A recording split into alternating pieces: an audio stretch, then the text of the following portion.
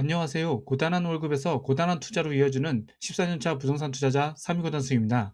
최근 서울에 장기 전세 20년 만료를 앞두고 연장해달라 또는 분양 전환을 해달라는 등의 만 세대 넘는 지역의 요구사항이 있어 논란이 되고 있습니다. 오늘 이분들의 찬반 논쟁 이런 것보다 장기 전세 만료의 실제 사례를 보면서 얻은 것과 놓친 것 그리고 무주택자들의 청약 전략을 어떻게 가져가야 할지 청약 활용하신 분들께 도움되는 영상을 말씀드릴 것입니다. 그러니 영상 끝까지 시청해 주시기 바라겠습니다. 지금 지방선거도 끝났고 서울 외곽 전세 매물이 정말 부족한 시기입니다. 왼쪽 구로와 가산 디지털 단지 사이에 정말 많은 회사들이 있는데요. 삼성 레미안 아파트를 보면 전세 매물이 한 개도 없습니다. 그리고 서울 서북 쪽에 노원구 상계주공 5단지는 재건축 이슈도 있긴 하지만 마찬가지로 전세 매물이 없습니다. 이와 같이 서울 외곽 단지 그리고 대단지에서 떠나서 전월세가 정말 희소해지고 있습니다. 제 영상 보신 분들은 아마 다 아실 거라고 생각이 듭니다. 서울 전세 매물이 부족해지면서 전세가율이 상승하고 있습니다. 제가 전세가 부족해질 거라고 상반기에도 말씀드렸고 벌써 이렇게 몇 개월이 흘렀습니다. 서울의 구축 강동 롯데 캐슬 퍼스트라고 대단지가 있는데요. 상반기에만 전세가율이 40%였는데 전세가율이 48%로 올라왔습니다. 매매가는 비슷한데 오른쪽 화면처럼 전세 실거래가가 7, 8억 하던 게 이제 9억 원이 찍히기 시작했습니다. 전세 매물이 부족해지니까 전세가 거주 시세도 올라가는 것입니다. 만약에 이대로 내년까지 가게 되면 전세값은 계속 오를까요? 이는 아파트 매매가에도 영향을 줄 가능성이 매우 높습니다. 이러한 거주 비용이 상승되는 요즘 시기에 새로운 이슈가 하나 나오고 있습니다. 바로 장기전세 20년 만료, 퇴거에 관한 이슈입니다. 요약하자면 장기전세로 20년 만료가 되는 단지가 있습니다. 이들의 요구사항과 장기전세의 형평성 논란으로 커뮤니티 사이에서도 논란이 되고 있습니다. 장기 전세 20년 만료될 지역이 어디냐 하면 아마 강동구 고덕그라시움, 아르테온 들어보신 분들도 계실 텐데요.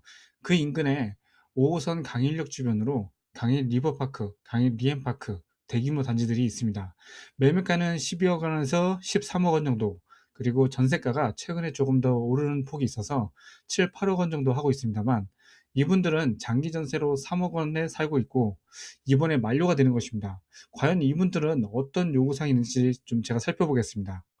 장기 전세 입주민 요구사항은 크게 두 가지입니다. 첫 번째는 계약 연장해달라. 대신 보증금 시세 80% 인상하겠으며 대출도 저렴하게 해줬으면 좋겠다. 그리고 두 번째는 우선 분양 전환할 수 있게 해달라. 그 이유는 대량 공실, 슬럼화 방지를 위해서 이분들의 근거입니다. 이미 주변 전세가가 8억 원 정도 가까이 올라왔으니 20년간 3억 원의 보증금을 살아온 터전이지만 아쉽게도 이제 떠나야 할 시간이 온 것입니다. 하지만 제 생각에는 이분들 요구사항은 거절될 가능성이 높습니다. 첫 번째로는 장기 임대 세입자 대기가 많기 때문입니다. 이분들은 20년 동안 저렴하게 살았으니 그 다음 취약계층 수요도 생각을 해야 하기 때문입니다.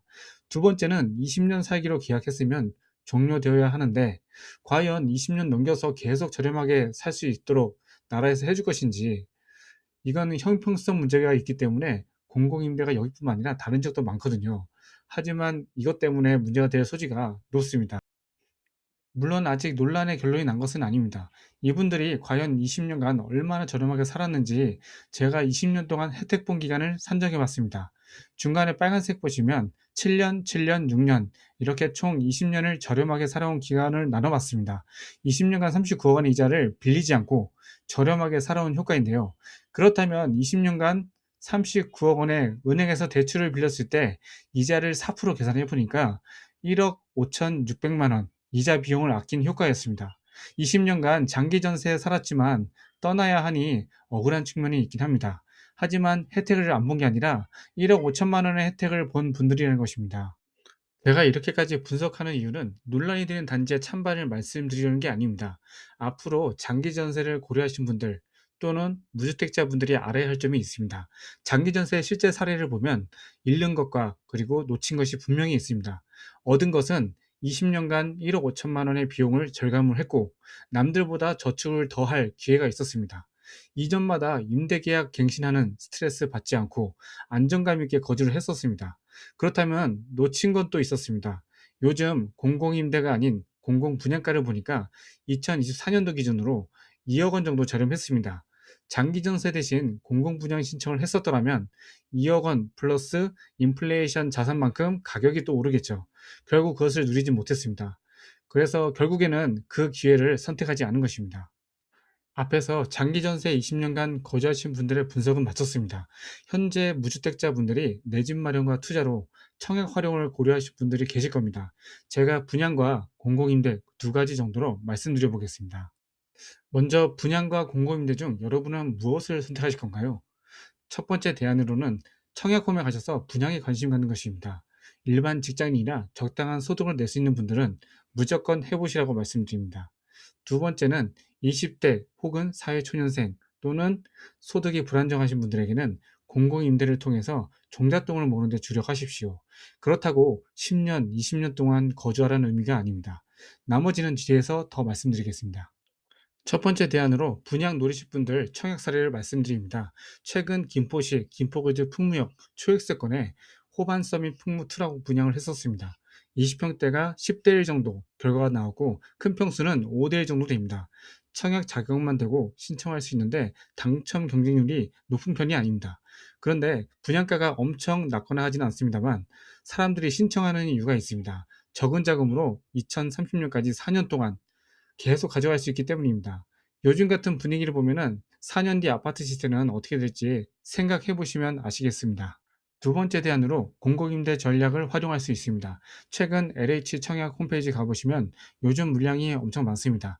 3기 신도시 물량이 나오면 더 많아지겠죠? 한 가지 주의할 것은 분양 전환형, 모집 공고를 잘 보셔야 합니다. 왼쪽 사진 보시면 TV 예능에서 나올 법한데요. 단독주택, 타운하우스 등 보기는 좋습니다. 하지만 투자로 권장하진 않습니다.